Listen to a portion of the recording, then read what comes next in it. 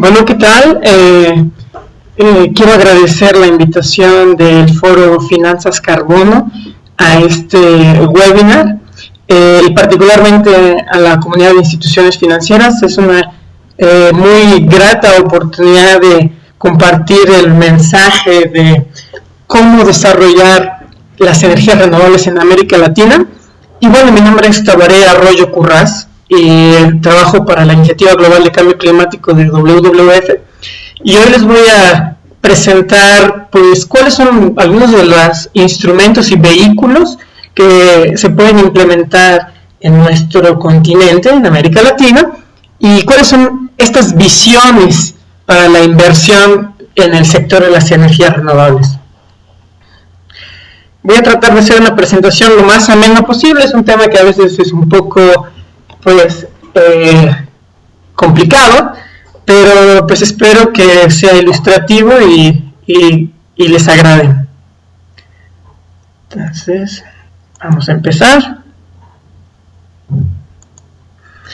Perfecto, pues bueno, como les comento, el tema de mi presentación es visiones e inversiones en energía renovable, instrumentos y vehículos para el desarrollo de América Latina.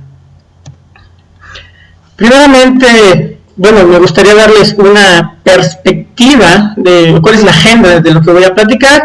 Quiero empezar con un breve repaso de cuál es el reto energético del siglo XXI, cuál es el status quo de las energías renovables, seguido por cuáles son estas barreras y oportunidades para desarrollarlas a gran escala.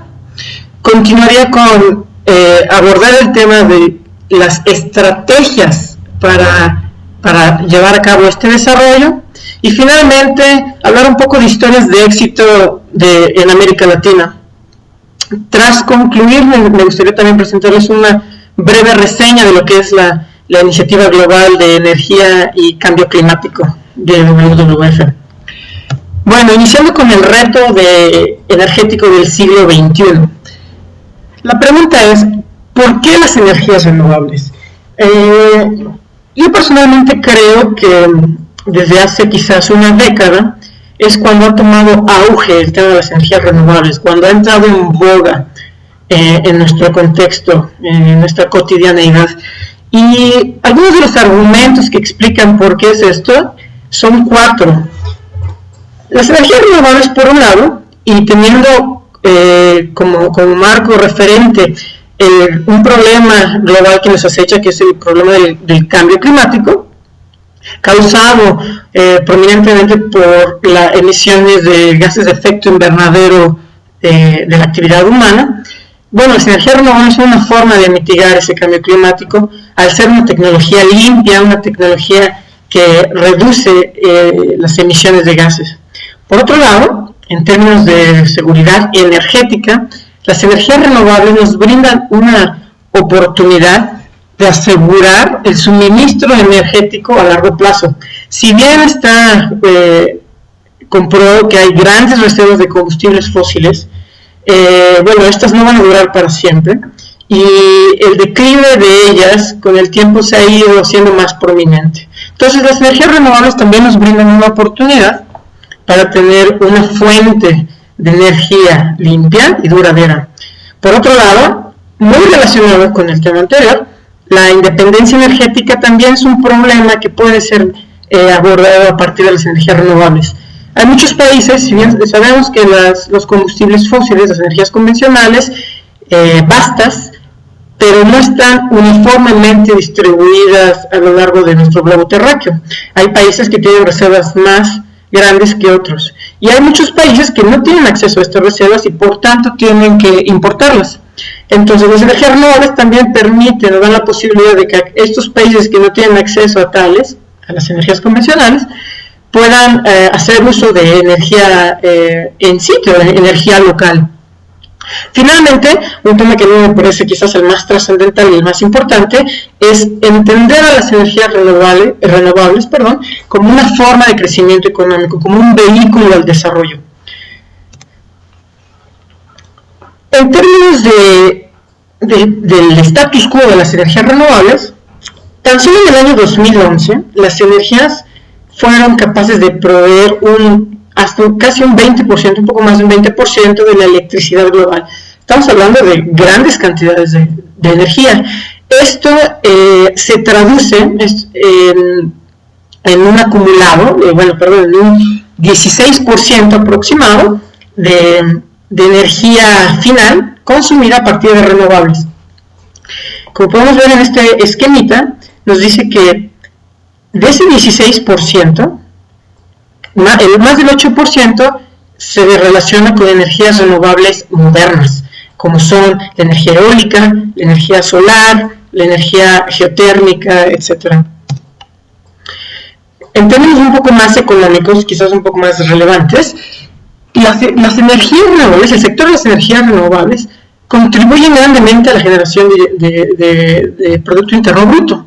Y en esta gráfica, tan solo en la Unión Europea, en el año 2009, el sector de las energías renovables tuvo ganancias de 70 billones de dólares, que eso, comparado al Producto Interno Bruto de algunos de los países de América Latina, pues es inclusive mayor. Podemos ver que el Producto Interno Bruto de Ecuador en el año 2009 fue de alrededor de 52 billones de dólares, casi 20 billones menos que lo que produjo el sector energético. Y comparándolo con las grandes economías emergentes latinoamericanas como son México y Brasil, podemos hacer un equivalente de cómo esos 70 billones se comparan en el total del Producto Interno Bruto. Por ejemplo, esos 70 billones en México representarían el 8% del Producto Interno Bruto, el 4% en Brasil y hasta el 23% en Argentina para el mismo año. Entonces, si bien la comparabilidad es un tanto limitada, sí nos da una idea de las magnitudes de beneficio económico que el sector de las energías renovables puede tener a gran escala. También en términos macroeconómicos, vemos que hoy en día el sector de las energías renovables globalmente abarca 5 millones de los empleos, o genera, mejor dicho, 5 millones de empleos, de los cuales somos afortunados de que en Brasil se cuenten como el 18%, es decir, de esos 5 millones, el 18% tan solo se genera en Brasil, en la industria de las energías renovables. Ahora bien, teniendo todo lo anterior como un marco, ¿cuál es el gran reto de las energías renovables? Si ustedes recuerdan una de las diapositivas anteriores, cuando hablábamos de el total global de suministro energético y hablábamos de un 16% de energía final proveída por energías renovables, en comparación con las energías convencionales todavía es mínimo. Entonces, el gran reto del siglo XXI, a mi parecer, es ver en qué manera nosotros podemos escalar las energías renovables al grado de representar realmente una competencia con las energías convencionales. Podemos tomar otra vez como referente el tema del cambio climático. El panel intergubernamental de cambio climático nos dice que para asegurarnos que los estragos del calentamiento global son mínimos y las afectaciones económicas, ambientales y ecológicas son mínimas, es necesario que la concentración de gases de efecto invernadero no supere las 450 partes por millón, que eso se traduce en un incremento de la temperatura no mayor a los 2 grados centígrados. Ahora bien, esto en términos de energías renovables nos dice el IPCC que si nosotros quisiéramos mitigar las emisiones al grado de estar seguros que no vamos a alcanzar, no vamos a superar estos 2 grados centígrados de aumento en la temperatura, sería necesario escalar las energías renovables al grado de que durante la década 2011-2020, las inversiones tendrían que ascender entre 1.500 billones de dólares y 5.800 billones de dólares.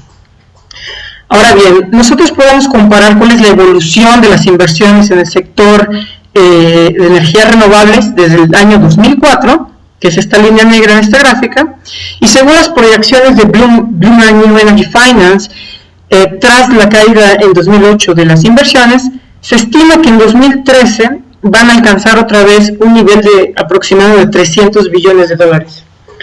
Ahora bien, ¿cómo se comparan estos 5.800 billones máximos que reporta el IPCC en una trayectoria a largo plazo de inversiones en energías renovables?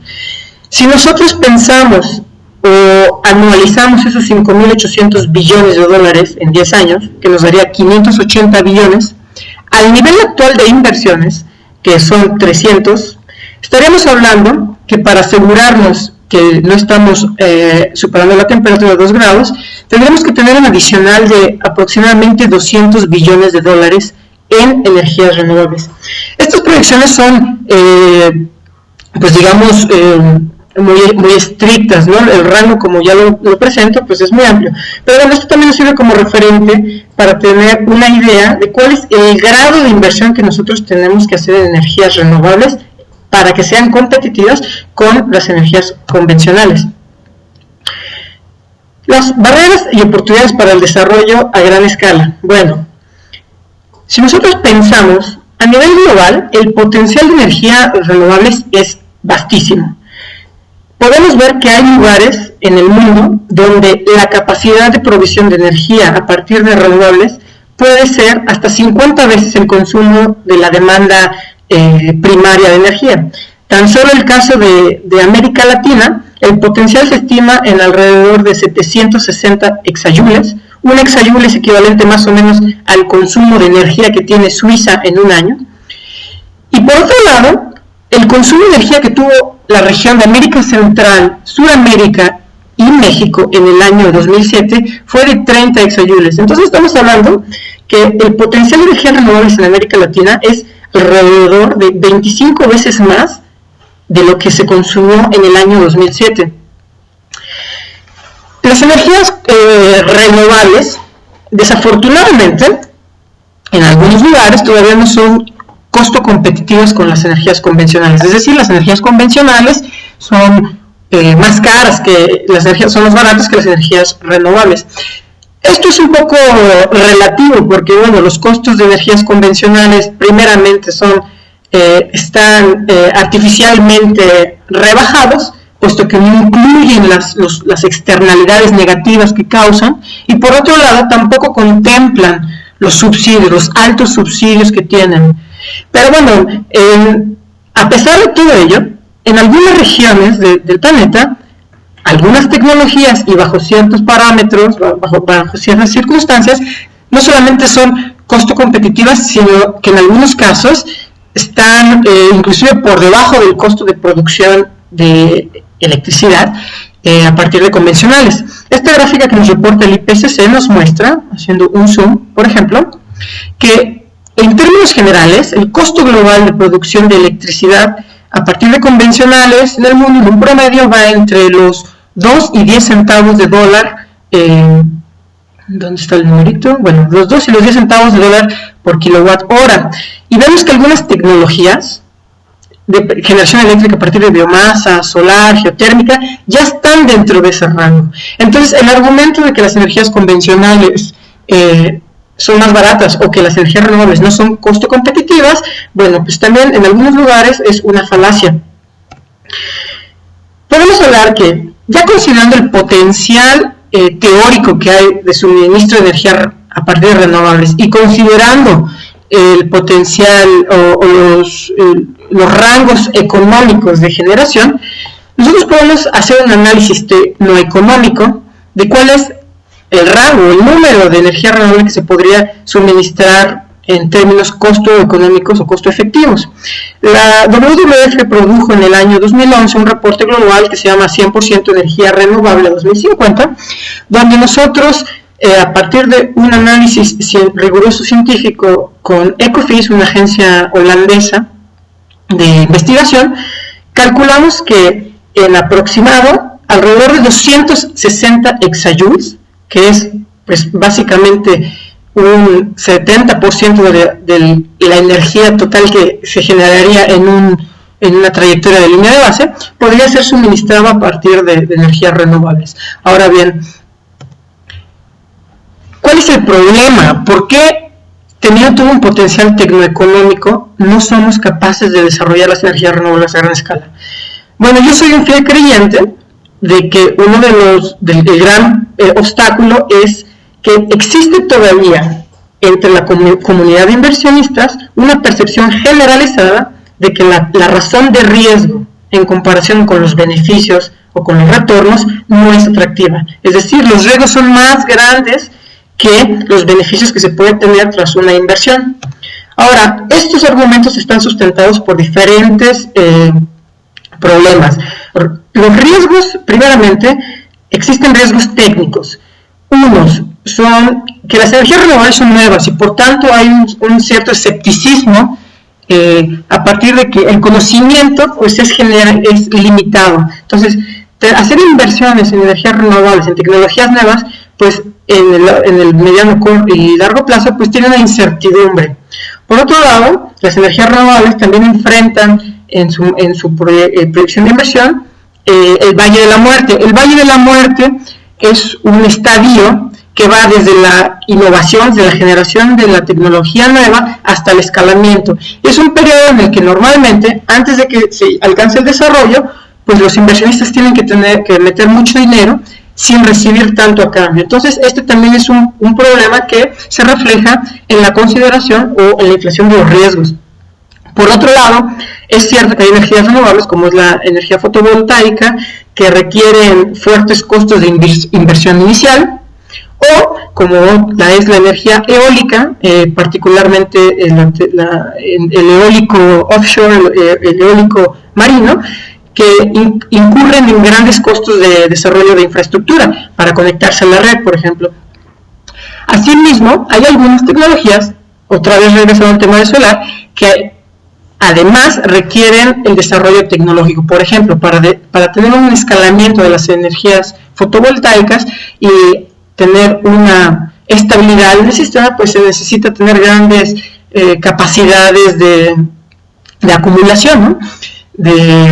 Como las baterías. Entonces, eso también incurre en grandes costos.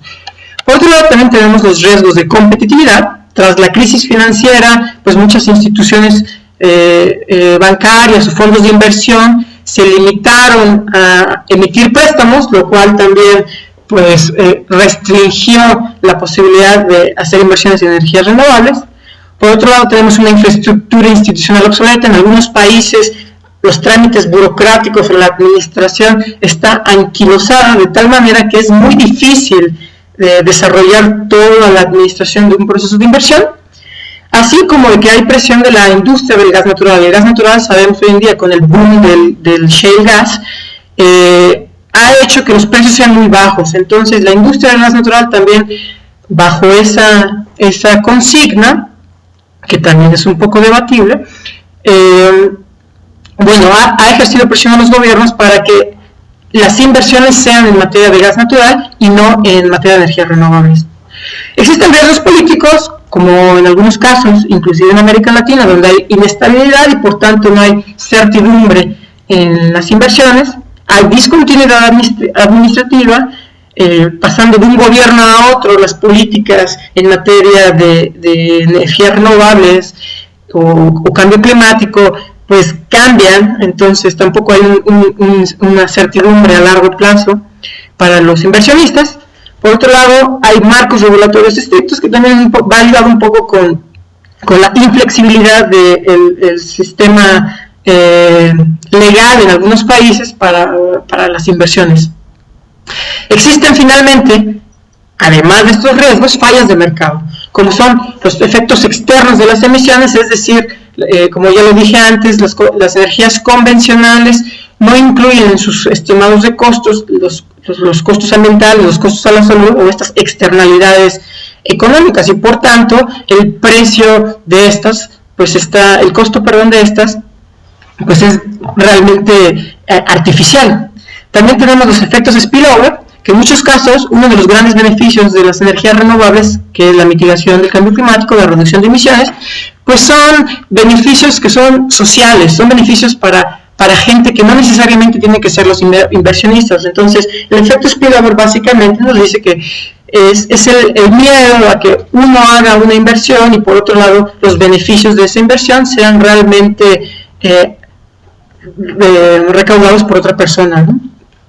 Existe el lock-in de infraestructura, que hay inversiones que se hicieron en el sector de los combustibles fósiles tiempo atrás, que aún siguen siendo redituables o se siguen pagando, y por tanto pues nos tienen anquilosados en una infraestructura de energía convencional, que dificulta la intromisión de energías renovables en el futuro. Finalmente está el problema del sector energético monopolizado. Esto nos dice que las empresas que generan electricidad y aquellas que tienen la capacidad de hacerlo a partir de renovables son limitadas, y generalmente dentro de su portafolio de inversiones también tienen inversiones en energías convencionales, en energías fósiles. Entonces, pues es un poco también complicado para ellos evaluar en qué dirección tomar el flujo de sus inversiones. Ahora bien, ya hemos presentado un poco cuáles son las oportunidades y cuáles son las barreras, pero entonces, ¿cuál es la forma en la que nosotros podemos superar esas barreras? Bueno, existen 4 estrategias principales o recomendaciones que nos hace la Agencia Internacional de la Energía en materia de cómo podemos estimular el flujo financiero. Primeramente, es importante considerar las energías renovables como oportunidades de crecimiento económico, como vehículos al desarrollo, y de ahí que sea tan interesante considerarlas en el contexto de políticas industriales nacionales, políticas que fomenten la competitividad y el crecimiento o la generación de Producto Interno Bruto. Así, las energías renovables pueden incluirse dentro de una planeación política en materia de innovación y desarrollo, generación de manufactura, crecimiento y desarrollo y ampliación del sector de exportaciones. Por otro lado, también hay que entender a las energías renovables como una forma de mecanismo de financiamiento de infraestructura.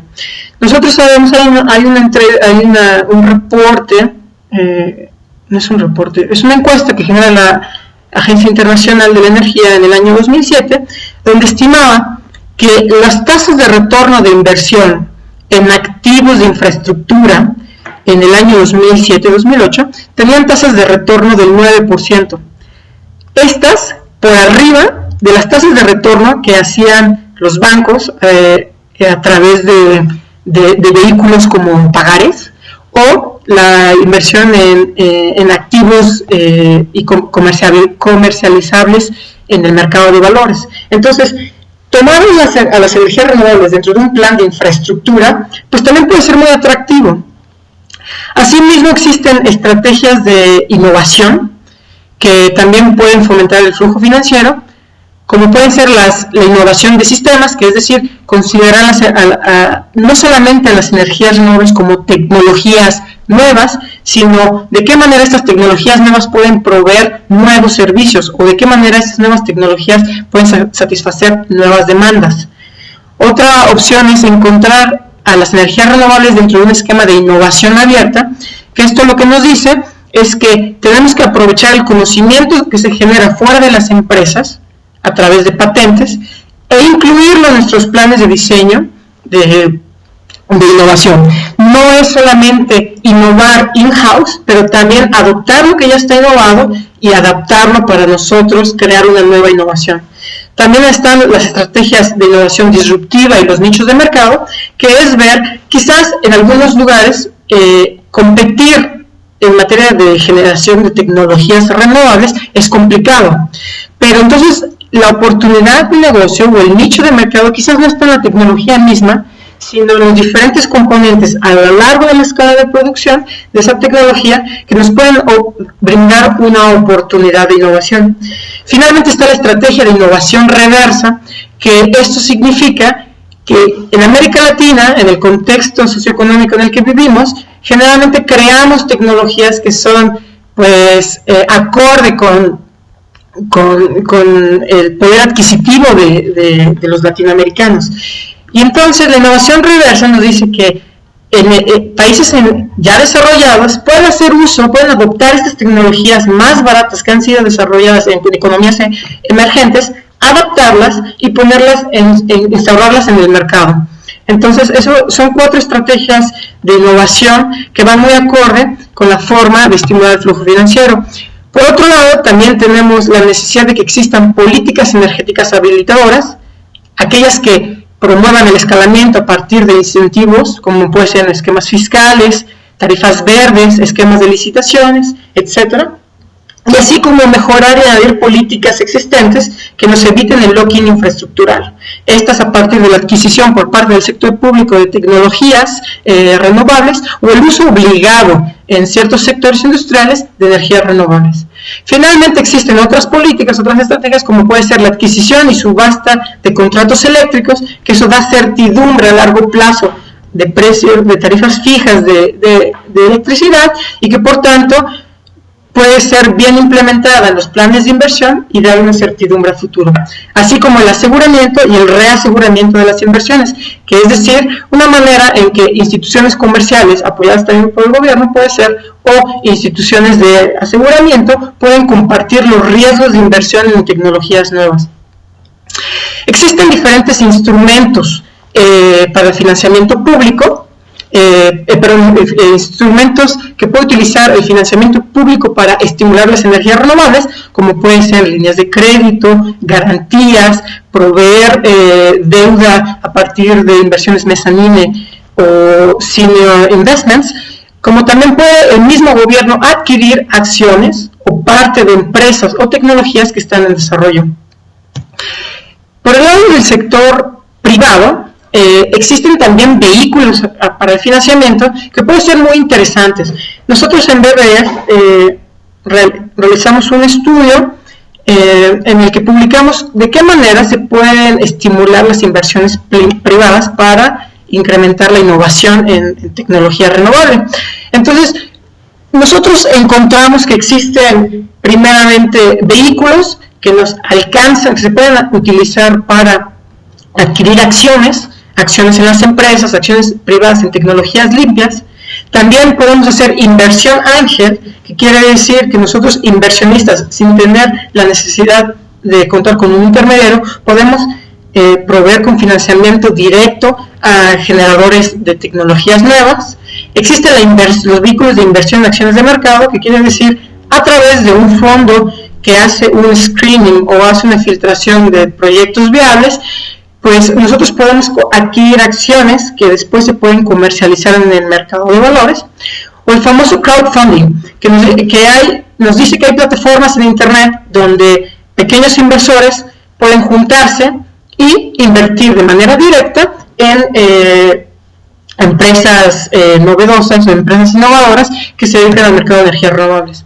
Por otro lado, existen los vehículos de deuda, vehículos en los que nosotros a través de instituciones financieras podemos apoyar el financiamiento de proyectos o de empresas renovables con la emisión de pagarés, por ejemplo, o préstamos directos, así como podemos incluir dentro de nuestro portafolio de ahorros pues cuentas en bancos sostenibles, mismos que ellos también pueden proveer a partir de filtraciones rigurosas.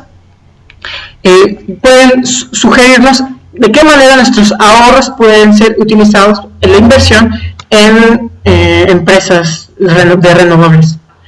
Existen hoy en día otros dos vehículos que son novedosos, que son vehículos emergentes para el financiamiento. Uno es el microfinanciamiento, que eso, bueno, me parece que en América Latina es muy bien conocido.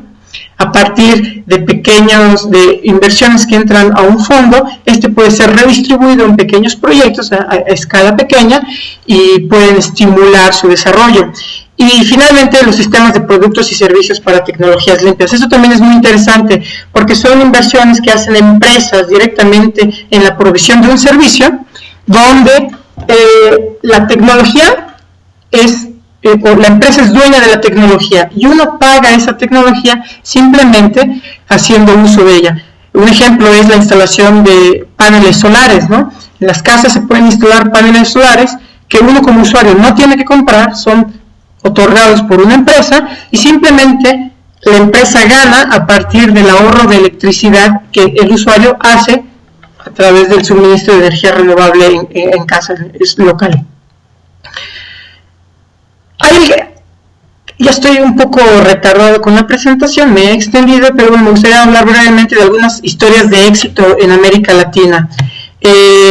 En América Latina tenemos básicamente 3 historias de éxito o en 3 países.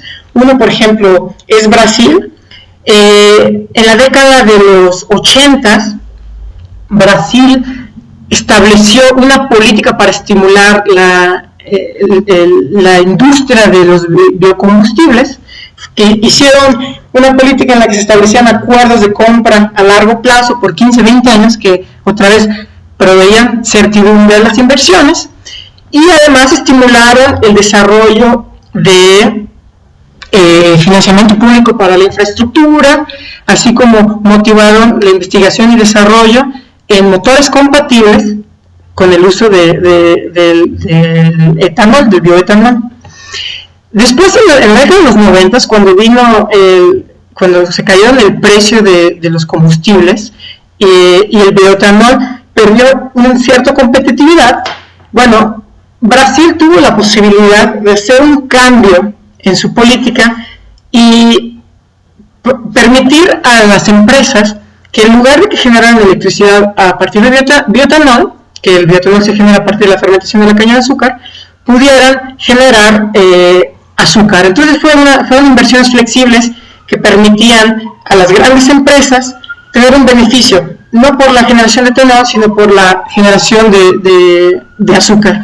Esto en el año 2003 cambió porque el gobierno instauró o promovió que la industria automotriz creara motores flexibles de tal forma que estos pudieran ser utilizados para puedan utilizar bioetanol o pudieran utilizar gasolina. Entonces eso también permitió o estimuló la creación de una mayor demanda de bioetanol al ser flexible y siendo el usuario quien podía escoger si quería utilizar gasolina en la bomba o quería utilizar bioetanol. Por otro lado, esta misma política integral que vino modificándose con el tiempo y permitió también que los inversionistas o las empresas generadoras de etanol pudieran proveer electricidad a partir de la utilización del bagazo, que es un residuo de la caña de azúcar para la generación del bioetanol. Esta electricidad pudiera ser vendida a la red. Entonces eso generó todavía más certidumbre financiera para las inversiones, porque ya no solamente existía el beneficio económico de vender el producto, el bioetanol, o por otro lado el azúcar, sino que también existía la posibilidad de tener contratos o licitaciones a largo plazo de provisión de electricidad. Otro caso excepcional es en México, cómo evolucionó el desarrollo de la energía eólica a partir de diferentes esfuerzos políticos y la atracción de inversión internacional durante diferentes estadios. Y aquí lo que es muy interesante es que por un lado existieron reformas integrales que sugirieron el impulso al desarrollo de la infraestructura para conectar energías eólicas, por un lado, y por otro lado también previeron la posibilidad de que pequeños generadores de electricidad pudieran vender a tarifas interesantes su electricidad a la red. Entonces, no voy a entrar en detalles de todo lo que pasó por el tiempo, sin embargo puedo decir que gracias a este historial de políticas subsecuentes e integrales y la atracción de energía de inversiones extranjeras, hoy en día en México tenemos una gran generación de electricidad a partir de eólico con un gran potencial a futuro. También tenemos el caso exitoso de Chile, que esto va un poco más del lado de la inversión, y acá ilustro cómo, por ejemplo, los proyectos de hidroeléctricas en Lircay y Lajay hicieron uso de diferentes vehículos financieros, como fue la inversión directa a partir de financiamiento de instituciones comerciales locales, y por otro lado, la adquisición de préstamos a partir de instituciones financieras extranjeras, ¿no? Entonces esto es muy interesante porque, por ejemplo, el proyecto de Lircay tuvo la inteligencia de juntar financiamiento a partir de estos dos vehículos que mencioné anteriormente, así como un vehículo de cuasi capital. Un vehículo de cuasi capital lo que significaba es que parte de la inversión que se realizó fue a partir de préstamo y parte a partir de la adquisición de acciones dentro del proyecto mismo. Comentarios finales para terminar esta tropezada presentación.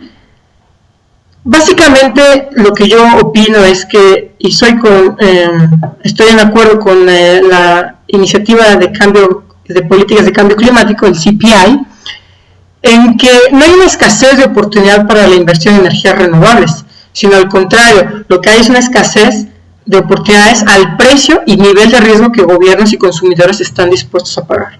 Entonces regresamos al punto de partida de esta presentación. El problema que tenemos es una percepción de riesgo contra ganancia. Mis comentarios son que nosotros como inversores, y digo nosotros como gobiernos, nosotros como inversión privada, tenemos el potencial para cambiar esto. Y esto a partir de, uno, arreglar políticas que obstruyan el fomento de la inversión por parte del sector público. Por otro lado, eliminar restricciones regulatorias que nos impacten en las inversiones. Y finalmente, nosotros como inversionistas adoptando mejores prácticas de inversión. Teniendo todo un repertorio de vehículos e instrumentos a los cuales podemos acceder, es importante que nosotros hagamos uso de ellos, de tal forma que nosotros estimulemos a partir de la innovación política y la innovación financiera, la innovación tecnológica. Voy a hablar rápidamente sobre la Iniciativa Global de Energía y Cambio Climático. Nosotros en WWF tenemos una visión a futuro de alcanzar un mundo seguro y sostenible para todos, y contamos con una meta a 2050 de reducir los impactos del cambio climático lo máximo posible, así como reducir las emisiones de las reducciones de emisiones de efecto invernadero y mitigar el calentamiento global. La Iniciativa Global de Cambio Climático cuenta con 4 estrategias. Básicamente estas 4 estrategias corresponden a 4 equipos. Uno que se encarga de políticas de cambio climático y cuya visión es alcanzar planes ambiciosos de reducción de emisiones a 2050 en 5 países claves, entre los cuales se encuentran algunos de América Latina. El segundo equipo o segunda estrategia es la de alcanzar la energía renovable a gran escala y motivar la visión de 100% energía renovable a 2050 en países claves, incluidos México y Brasil. Tenemos la estrategia de un financiamiento verde, donde intentamos alcanzar compromisos públicos y privados de financiamiento, muy en línea con lo que anteriormente traté de platicar. Y finalmente, un equipo de negocios verdes, en el que se intenta que grandes consumidores de energía, al menos 10 de las grandes empresas a nivel mundial, cuenten dentro de sus actividades con una generación eléctrica de 50% de energías renovables. Bueno, esto es toda mi presentación. Espero les haya servido de algo, les haya resultado interesante.